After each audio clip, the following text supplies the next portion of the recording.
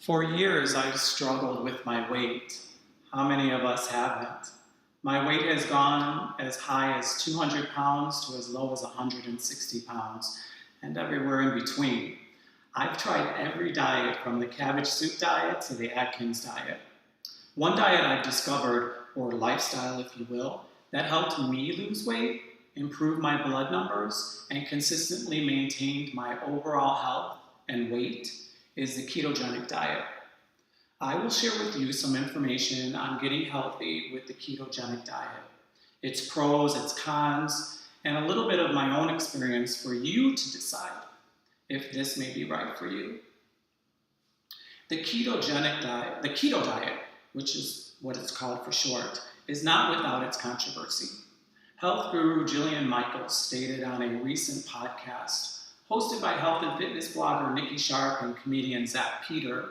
She's quoted as saying, "Keto is bad for your overall health and wellness." She argued that for overall good health, macronutrients must be balanced. We'll talk about macronutrients in a moment.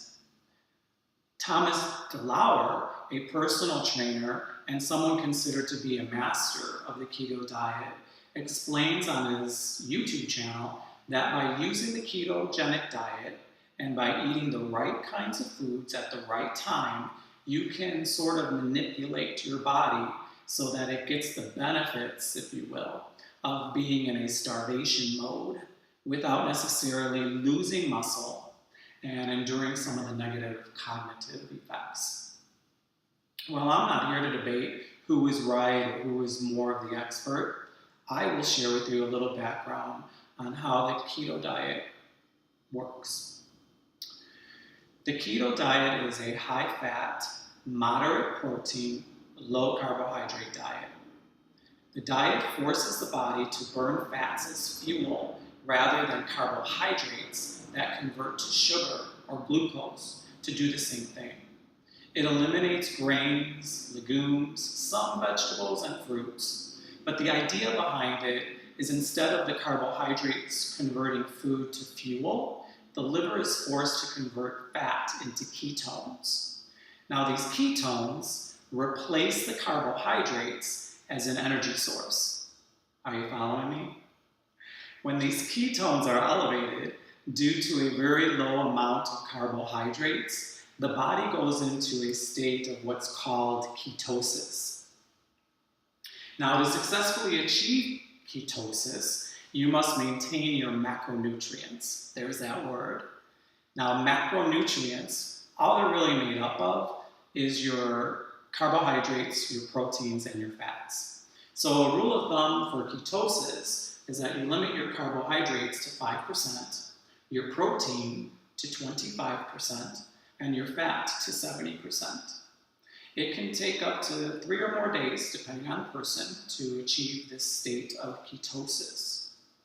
Now, according to the Institute of Medicine of the National Academies, the recommended acceptable ranges of macronutrient distribution is that people get 45 to 65% of their calories from carbs, 20 to 35% of their calories from fat, and 10 to 35% of their calories from proteins. So with this information, you can see why there's room for a big argument or debate. But let's briefly talk about some of the known risks and benefits of the keto diet. Some risks associated that have been known with this diet include nutrient deficiency, kidney problems, constipation, fuzzy thinking, and mood swings. While not everybody experiences these symptoms, we are talking about weight loss. And one of the main benefits of the keto diet is weight loss. According to Craig Clark, he has a website called ruled.me, and this website focuses on everything keto.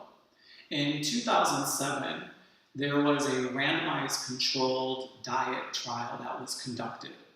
In the study, they compared the impact of the Atkins diet, which is pretty close to the keto diet, on body mass and body fat with 3 other low-carb diets. So all the diets diets that were included in this study were the Ornish diet, which limited your fat to 10% or less of from calories.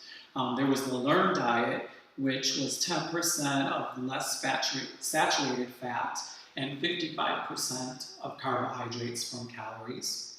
There was the famous Zone diet, which was 40 carbs, 30% protein, and 30% fat. And then the Atkins diet, which during the induction phase was 20 grams of fat and afterwards 50 grams of fat, but no more. While all the subjects were compared and everybody was successful in their diets and experienced notable reductions in weight, those in the high-fat Atkins group had the greatest declines.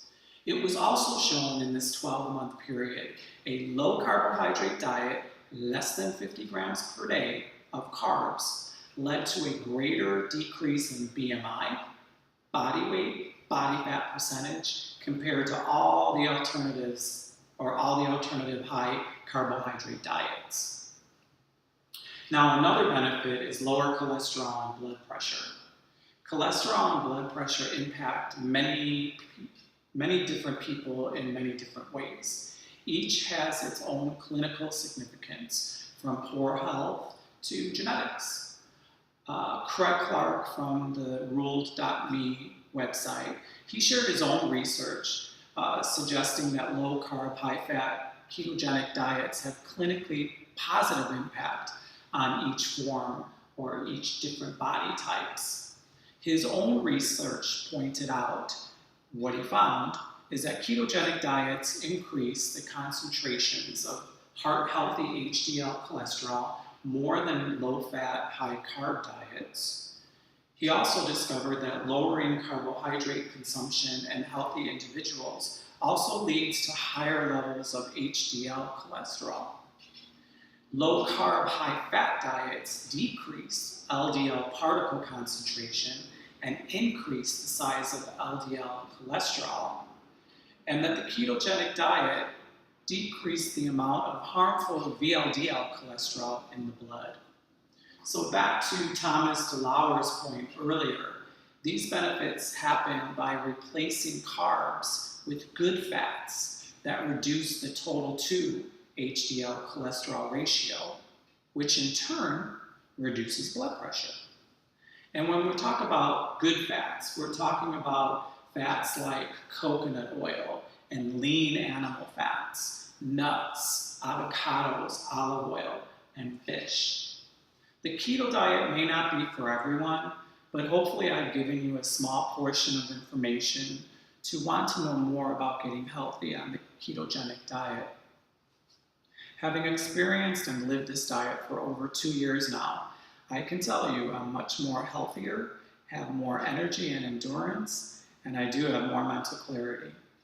I have not suffered any of the risks that have been associated with this diet that some have discovered.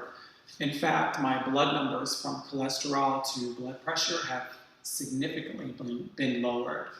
I went from 194 over 65 to a normal 120 over 80 without any pills. I'd also like to mention a good friend of mine recently lost over a 1-year period 100 pounds on the ketogenic diet. She too has reported great blood numbers and good health. I hope I have sparked some interest and questions. I invite you to continue to do your research and see if the ketogenic diet is right for you. Best wishes, good luck, and good health.